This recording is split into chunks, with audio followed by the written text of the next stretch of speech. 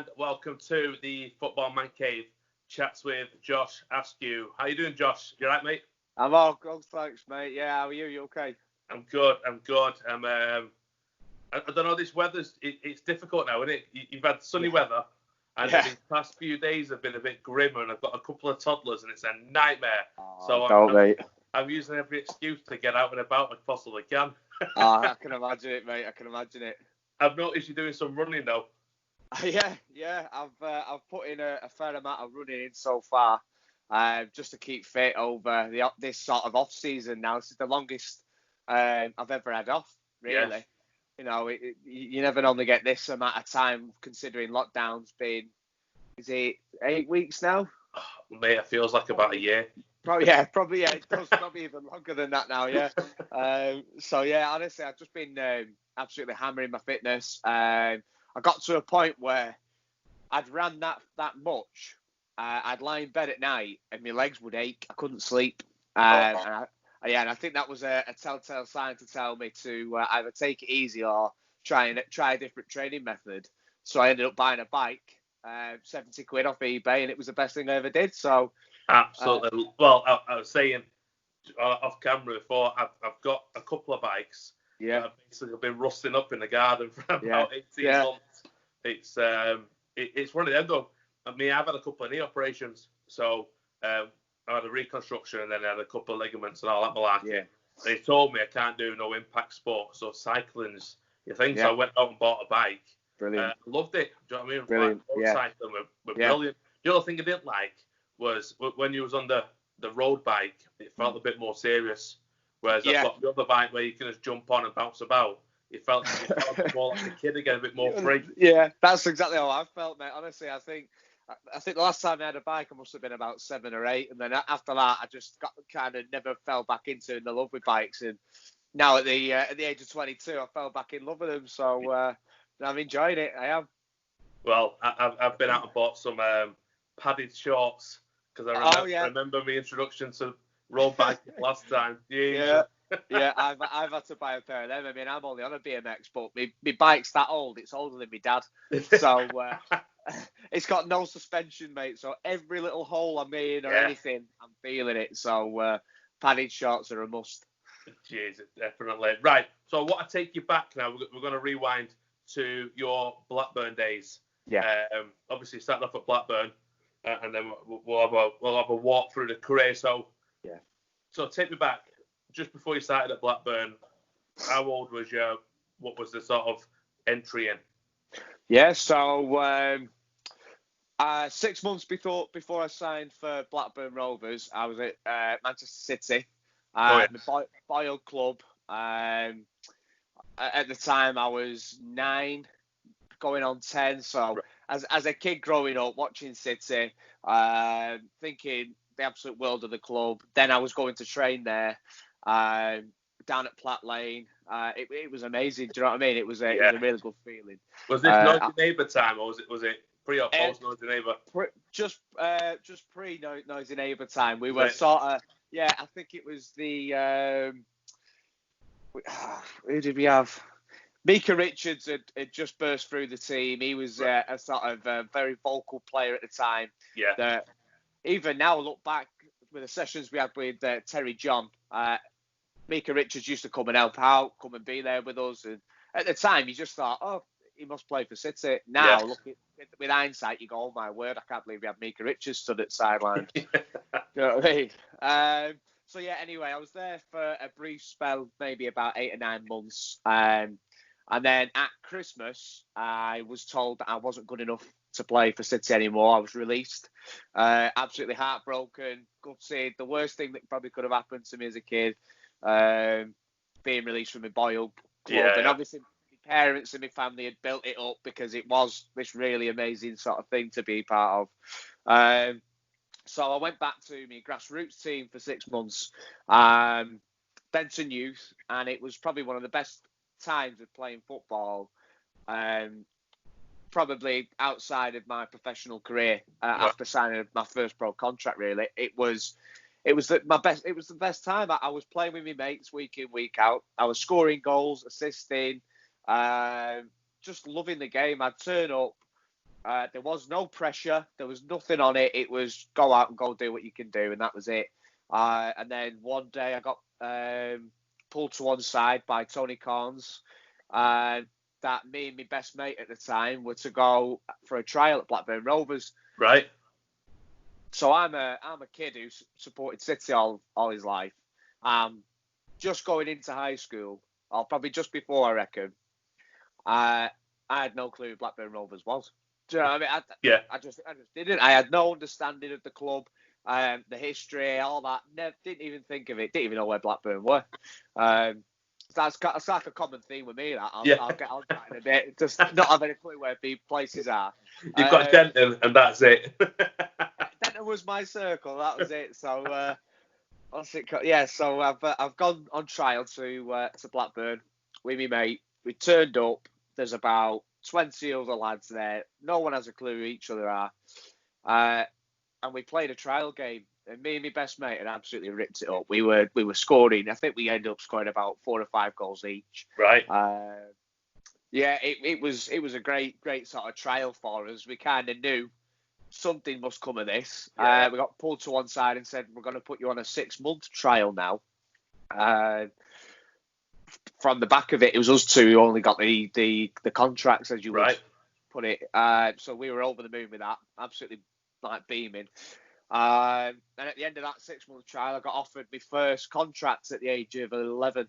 And that was, I think, 2009, 2010. Right. So where was Blackburn then? That was just at the back end of the Premier League era for Blackburn. Right. They were under Big Sam at the time. Right. Yeah. In fact, Mark Hughes could have even been in.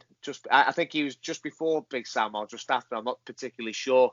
One of them wanted to chop the training ground and sort of put us all in one. In Brockhall, in Blackburn, they've got they've swapped it round now, but they had the first team at the top of the village and they had the academy down at the bottom, and they wanted to sell the bottom, move everybody up to the top, and put housing on the bottom one. Wow.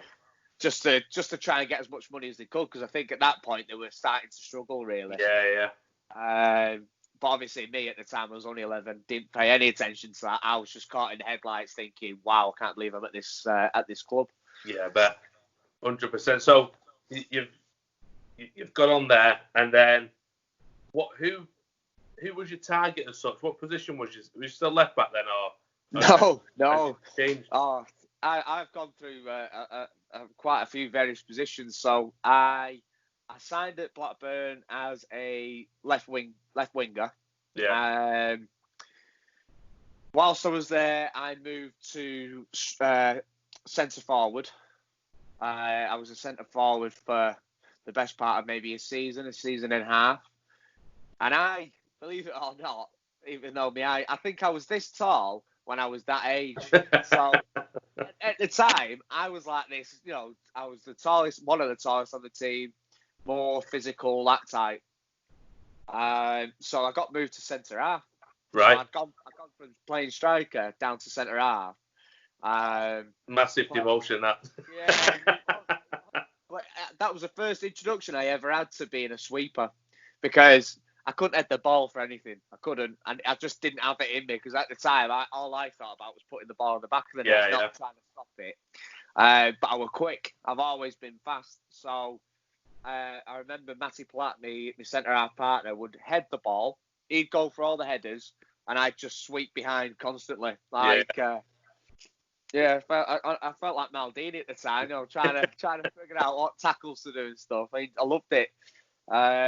I suppose it gives you a good reading of the game, though, as well. Oh, completely. It was weird, actually, because I'd be playing for me at this time. We're in high school, so then I'd be playing for my high school team, going all the way through, playing for Tameside, playing for Greater Manchester Boys, and I was a striker for school. I was a striker for Tameside. I was a striker for, well, actually, I'll tell a lie, I was probably a midfielder for Tameside, and I was a striker for Greater Manchester. So you think I've always said this, it was probably, again, my first introduction to my sort of footballing brain, trying to understand my role, my position. Yeah. Why do I do them things? Why would I not do them things? So I were teaching myself how to defend against a striker by playing that striker for Tameside or my school. Do you know what I mean? Yeah.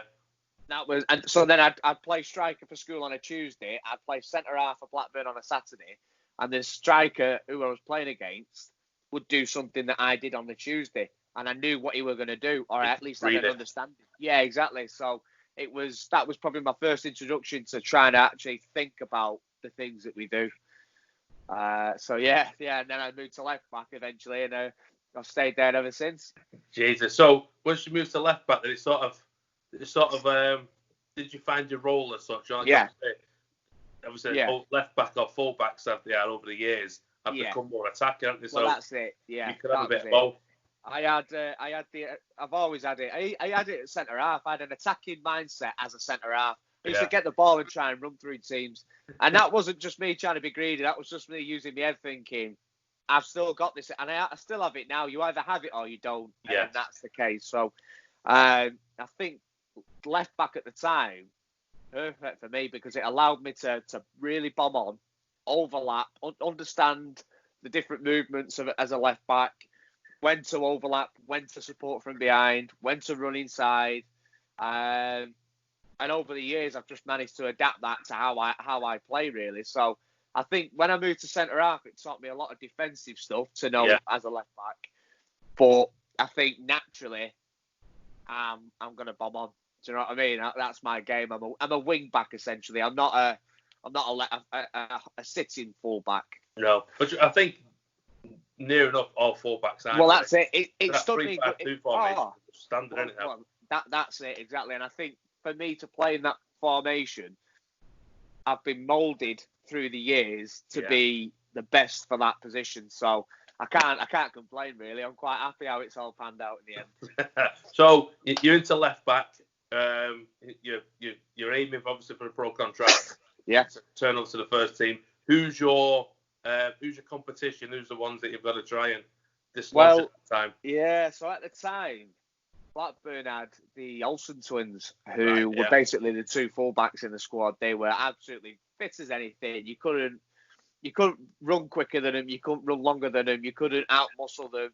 Their ability on the ball were next to nothing. So they were quality. So it was quite a challenge to sit there and think, right, I have to either wait for him to move on to a different club, get injured.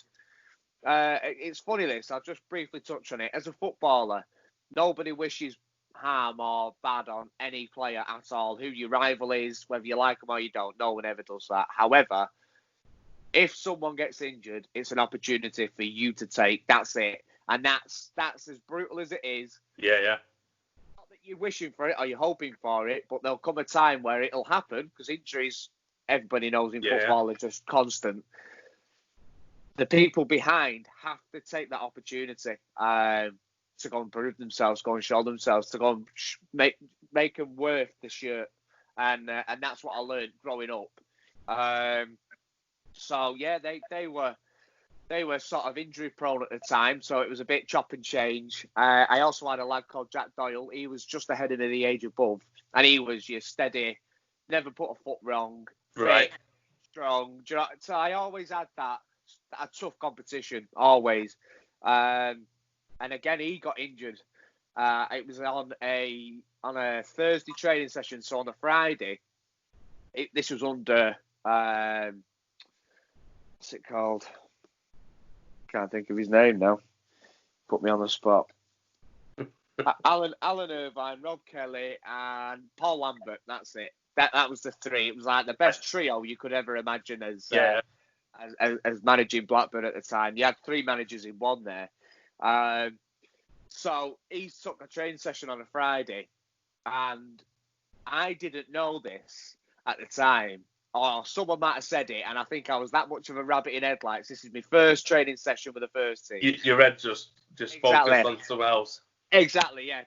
Maybe more not trying to show myself up and look, an idiot. So I've gone up there, and I think he said to the players before we started the session, it's a non-contact training session. But I haven't heard that. Right. So anyway, it's a starting 11, so he's picked the team that's going to play tomorrow. Can't remember who they were playing. It was a big game. Every game in that time was a big game. And the non-starters had to sort of mimic the team that they were going to play against. Right. He's ended up putting me in midfield. So I'm like this. Again, I can't play midfield to save my life. I'll run around for you, but do you know what I mean? Yeah, it's just not me. Understanding-wise, it's a bit, wow, everything's going on at once. So at the time, Ben Marshall was one of the best players Blackburn had. He had the quality. He was at every free kick, corner. If there was a goal, it was Ben Marshall or he's assisted it. So he was a very, very influential player. He takes the ball inside. We've started this game, and he gets the ball and he's turned and he's running across me. And in my head, I'm thinking, I'm not going to let you do that. Yeah. And again, I haven't heard that this is non-contact. So he's took the ball across. And I've just sort of not seen red, but I know what to do in that situation. I'm going to win that ball, but I'm going to make him go over as well. So I've gone in, I've slid in, I've took the ball, took his feet, he's gone flying. He's sliding across the floor, he's holding his knee, he's making a few dodgy noises. And I got the ball, stood up, and then I thought to myself, oh no. And that's when it dawned on me. All the blood left my face, honestly. Was everyone just staring at you at that point? Exactly. Jaws gaping like, oh, what's he just done here? And then again, I've realised then thinking, oh, what have I done? And Paul Lambert's blew his whistle. He's absolutely raging at this point. I could see the steam coming out of his ears. He's come over to me. He's got about that close to my face, and he's eyeballed me. Right. So obviously, at the time, I'm 18. I'm thinking, oh, this is the last time I'm ever going to get called up here now. Do you know what I mean? Yeah. I've proper ruined it. What a bad first impression. Exactly. So he's eyeballed me, and I'm thinking he could kill me at any point here. And then he's eyeballed Ben Marshall, and as he's looked at Ben, he's gone, you all right, Ben? Ben's on the floor, he's holding his knees like, yeah, I'll be all right. He's rubbing it down, coming up to his feet. And I'm just like, at this point, I've got near enough tears. I'm welling up thinking, oh, I've proper messed it up here. Yeah. And he looks back at me, and he looks to everyone else, and he goes, if any of you lads here had any more desire and ambition like this little lad here, we wouldn't be where we are in the league. And he turned back to me and he went, that was absolutely brilliant, that. But whatever you do, don't injure me best players. And that was it. 360 for you, wasn't it? Exactly, that was it. Honestly, at the time, I didn't even process it. All the lads are like falling about laughing because obviously it was hilarious to them. Yeah. Gone in for a drinks break after that. I've gone to Ben. I'm like, I'm sorry, mate. You're all right. Everything okay? He's like, I love that. And that was it. That was like my first understanding of you could do things right. Yeah. In the men's game and within a men environment that you wouldn't be able to get away with in an academy. That just would never have happened. Do you know what I mean? Yeah. That whole part of it. It really was a definite introduction that I won't forget. So. So did you kick on from there then? What happened then? Yeah. So that was obviously me thinking, brilliant here. I've certainly got my name noticed. Do you know what I mean? Whether it's good or bad.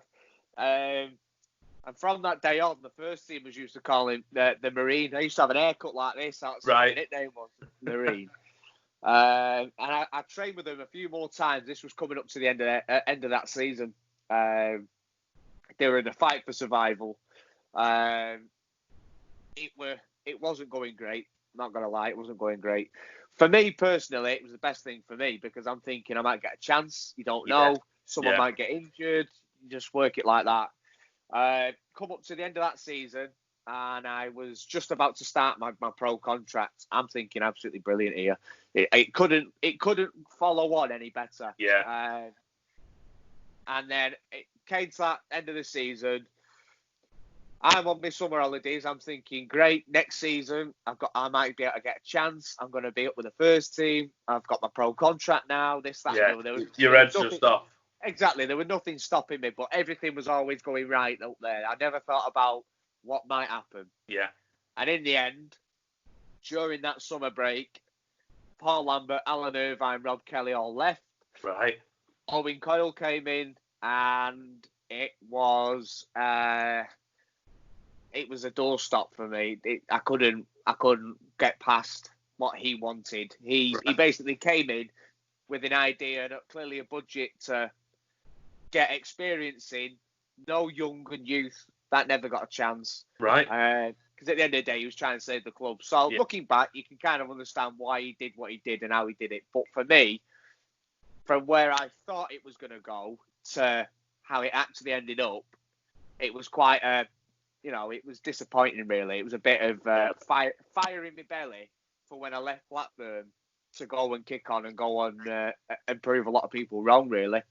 Yeah, I bet it was. Because obviously, like you say, you think your journey's going one way. Yeah. And all of a sudden, that was it. Just a brick wall's been it. And exactly. Just completely did a U-turn and kind of just... Well, this was it, really. I was at a crossroads then. I've always come to a crossroads somewhere down the line. I think that's part and parcel of it. And it was, I either sit on this contract that I've got for a year. I'm 19 now, 18, 19. I wasn't being played in the 23s team. I wasn't getting up with the first team. Right. What do I do? Do I just sit here and just dwell on things for a season, or do I get a rocket up my backside and go prove to people wrong? Go prove them wrong, really. Yeah. That was when I first got my introduction with men's football properly. On loan at Ramsbottom United. That was definitely a loan I won't forget. So you're in this bubble of Denton. Yeah. And then you go over to Ramage. It's up near me that way. That's the way. So how was that? What league were you in? That was, at the time, Evo Stick North. Right. I believe. Evo Stick North, yeah. It's because I'd done 3 months. The rule was, apparently, I could only do 3 months. And I must have gone there maybe midway through the season. So I got to Christmas with him, just after Christmas, and then I couldn't extend it any longer. Right. I was gutted. They were gutted. It was a really good setup. I enjoyed it, but anyway, I ended up going from there to the Evo Stick Prem to Warrington. Right. And finished off my season at Warrington in this sort of playoff push that we kind of we only just fell out of, which was a bit of a shame, but that's how football is at the end of the day. Yeah. So at the time, like you said, little old me in Denton, I just thought, honestly, even though I might have been driving maybe a year and a half, all I was doing was the same route. I'd leave Denton, I'd go to Blackburn, and then I'd come home. And that was it.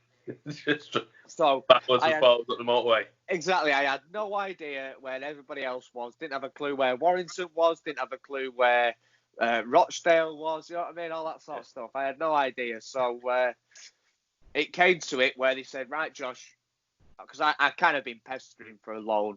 Yeah. They said, right, we're going to send you to Ramsbottom United. So I've gone, brilliant, great, got me a team. Where's Ramsbottom? And they've gone, oh, right, it's here. So you need to, it's sort of in between, to be fair, in between myself and Blackburn. Rami. Yeah. It was kind of quite a good midway type thing. So turned up on my first, I actually didn't even train with them that week. Right. I'd started, my first day was a Saturday game day. So I've turned up. I've got this steel container cabin, and I'm thinking to myself, you know what I mean? Like, coming from the Blackburn Academy. Yeah, exactly, you know what I mean? When you're in City's changing rooms and United's and Liverpool's and even ours, it was a reality check. Yeah, that's what it was. Right. It wasn't what is it? It was a reality check. This is it now. That was it.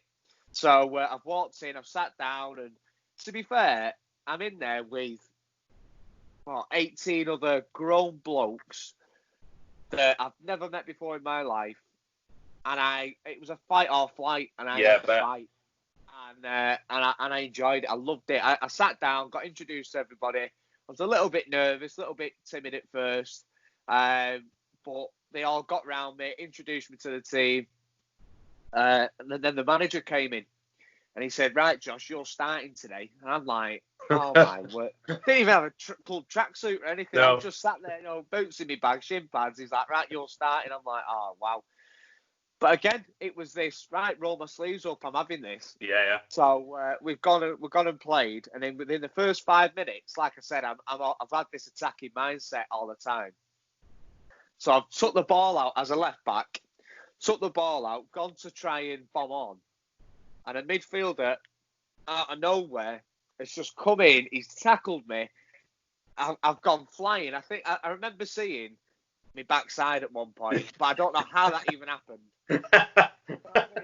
And I've stood up and I'm a bit dazed here, and I'm thinking, surely that's a free kick. So luckily it was a throw to us, right? Because the referee had deemed it as the best tackle ever, and it was, to be fair. Don't get me wrong. But again, I'm thinking it felt like a car crash, and I'm sitting there and I'm thinking to myself, you need to pull yourself together, mate, because this is what it's about. Massive introduction to the man's game. Well, that was it, and it was your typical, ridiculously tough challenge on you that kind of gives you a rocket up your backside and makes you think, right, this is how this is now. You need to man up, deal with it, and get a crack on with it. So then I had to get up, take the throw, and played on. Luckily enough, I remembered what he did in the first half, so come second half, I got my payback. Got the number. Exactly, and that was it. And I remember coming in at the changing room afterwards, and I'm sitting down, and I'm always like this after a game anyway. I always build it up, and then the come down's quite gradual. So I'm sat there, I've got my head in my hands. One of the lads has asked, "Are you all right?" And I've gone, I just can't believe I've turned up, played this game, played the way I did, played really well. I think we ended up winning the game. And I'm buzzing, but I'm trying to comprehend it all. I'm trying to get round it all and understand it. And they said, the lad goes, well, get yourself right, because we've got a game Tuesday night up at Workington. And it was like, right, where's Workington? Then you look at the map and you realise, oh my word, we've got to do that journey there, and I'm back in the same day. And it's like, oh wow, here we go. And that was it then. That was my my introduction to non-league. And since then, as an 18-year-old lad, that was the best thing for me. Best thing for me.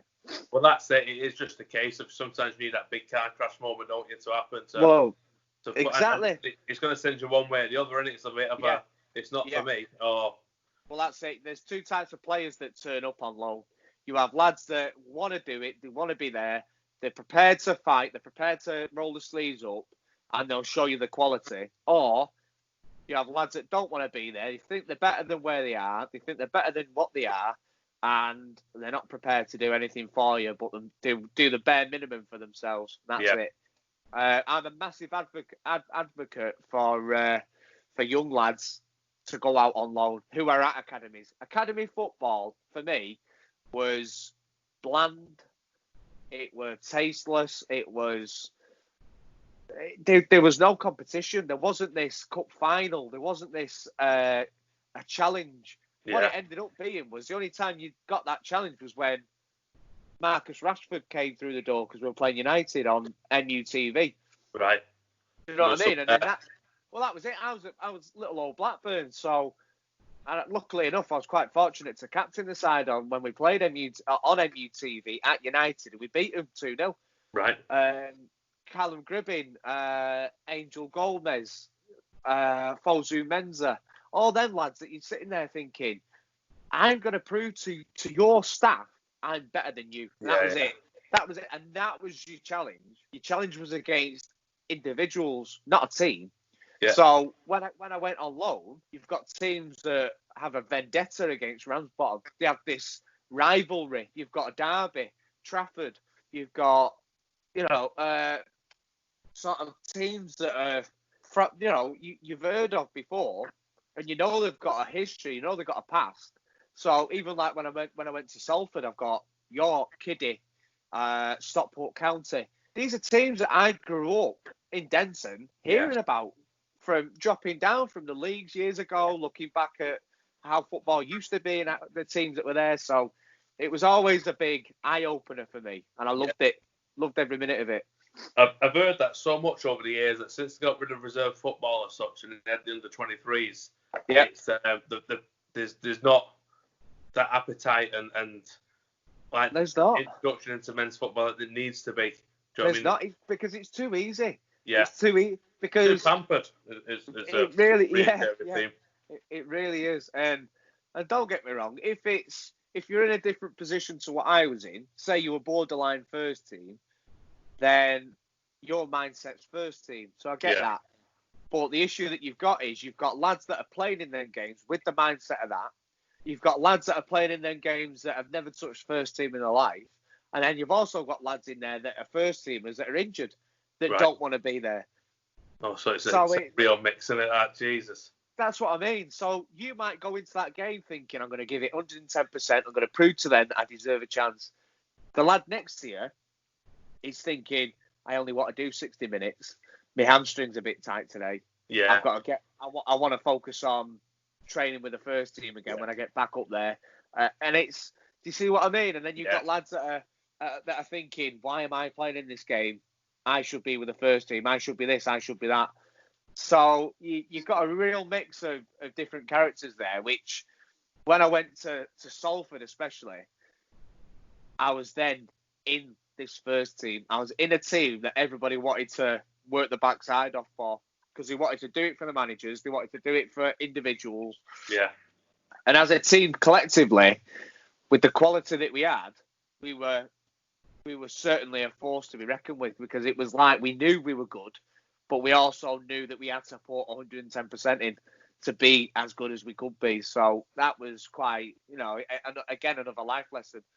Did you move from Blackburn to Salford? Was that a direct switch? Yeah. At the end of your contract? That's correct, yeah. So I'd done that first year at Blackburn. I'd done 2 loan spells. I did Rami for 3 months, loved it there. And I did Warrington for 3 months, and I loved it there as well, to be fair. And then from there, I moved to Salford. So I'd gone from Evo Stick North, Evo Stick Prem, and then Conference North was above that. So I'd kind of done all 3 on the path, really. Which, again, great experience, isn't it? Exactly. It was it's funny, really. That was training me up to get used to playing in non-league for Salford City without me even realising. I had no clue I was going to go to Salford. How did that move come about? There's a story for that. Yeah, well, it's quite an interesting one. So I trialled. I was at the back end of Blackburn. I knew I wasn't going to get another deal. And in the year previous to that, my mate Lewis Hardcastle went on loan to Salford. Right. When they did the FA Cup run, he played in that, and it was like, oh my word, Itchy's on TV, BBC FA Cup, Salford City. Who's Salford City? And it was just like, oh right, these look all right, but you can see what they were trying to do. They were built up on the commentary and stuff. Gary Neville and the owners are there that are going to take over it and put money into it. And then little did I know, 2 years later, I'm signing for him. But so a year later, I know I'm not getting a contract at Blackburn, and I requested to go trial at other clubs then, so that I can do a nice little move to the next team. And I'd gone down to Bristol Rovers and trialled there for, I think it was 2 weeks. And at the end of 2 weeks, there were 7 of us that started, and by the end of the 2 weeks, it was just me. Right. So that's when you know something is something's going well. And they said, right, we're going to offer you a 1-year contract, and obviously you'll have to come and move down here. We'll put you up somewhere. I'm thinking, amazing, brilliant.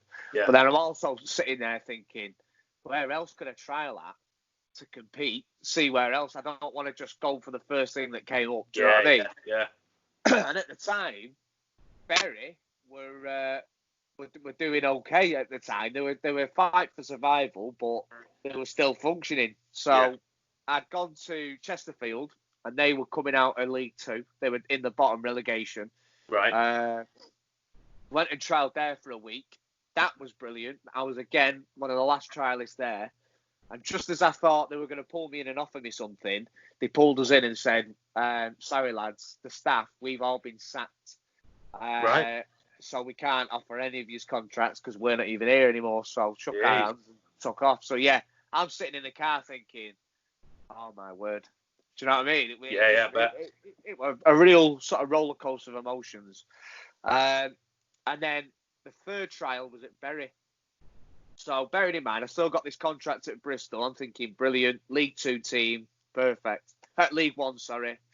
And I'd gone to Bury and I thought, well, look, I'm a local lad. I'm Manchester. If I can get to Bury and they offer me a better deal than Bristol, happy days. Happy days, exactly. So, again, same setup. There for a week this time. 5 of us started the trial. 2 of us was left. And at the time, United, so Paul Scholes, Ryan Giggs, Phil Neville, Gary Neville, they were all doing, and Nicky Butt as well, they were all doing a coaching sort of sports camp on site of Ferry's training ground at Carrington. Right. So that's where we trained throughout that week. And I got pulled into the office again, thinking, great, here we go, they're going to offer me a contract here. I'm thinking, happy days, I've done well, I've impressed them. This would be a great team to go to. Carrington's the training ground. Little did I know, I'm saying that in hindsight now, I'm glad I didn't. But anyway, they sit me down and they said, right, Josh, we really want to offer you a contract, but we can only guarantee you'll have 1 year. We don't know the money. We know you got the offer at Bristol, because obviously we had to be quite clear that there's already one on the table. Yeah. And they said, but I've had Gary Neville on the phone. And this is Chris Brass. So this was Lee Clark's assistant manager at Bury at the time. And he's gone, look, we've had Gary Neville on the phone. He wants to sign you.